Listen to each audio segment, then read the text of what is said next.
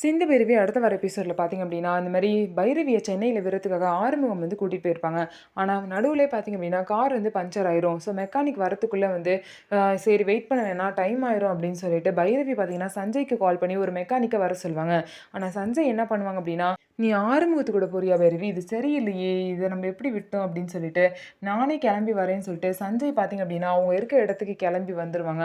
"எனக்கு இந்த சென்னை போற வேலையா தான் நான் போறேன். வரியா?" அப்படின்னு சொல்லிட்டு கேட்கும்போது, "சரி ஆறுமுகம், நான் சஞ்சய் கூடயே போய் பஸ் ஸ்டாப்ல இறங்கி நான் பஸ்ல போய்க்கிறேன்" அப்படின்னு சொல்லிட்டு, பைரவியும் பார்த்தீங்க அப்படின்னா, சஞ்சய் கூட கிளம்பிருவாங்க.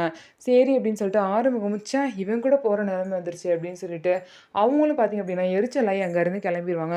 இன்னொரு சைடு வந்து மகா வந்து பார்த்தீங்கன்னா, "சிந்து என் கால்ல விழுந்து மன்னிப்பு கேட்டா தான் நான் வீட்டுக்குள்ள வருவேன்னு" சொல்லிட்டு ரொம்பவே அடம் பிடிப்பாங்க. வீட்டுக்கு வந்த மருமகள் இப்படிலாம் பண்ணலாமா மகா?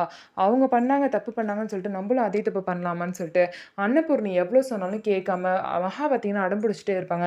பரவால்ல நான் கால்ல விழுவுறேன்னு சொல்லிட்டு சிந்துவும் மகா கால்ல விழுந்து மன்னிப்பு கேட்பாங்க. ஸோ செய்யாத தப்புக்காக சிந்து வந்து பார்த்தீங்கன்னா, பாவம் மன்னிப்பு கேட்டுருக்காங்க. பைரவி செஞ்ச இதனால சிந்து வந்து இப்போ மாட்டிக்கிட்டு முழிக்கிறாங்க. ஸோ நம்ம வீடியோ உங்களுக்கு பிடிச்சிருந்தா நம்ம வீடியோவ லைக் பண்ணிக்கோங்க. மறக்காம நம்மளோட சேனல சப்ஸ்கிரைப் பண்ணிட்டு பாருங்க.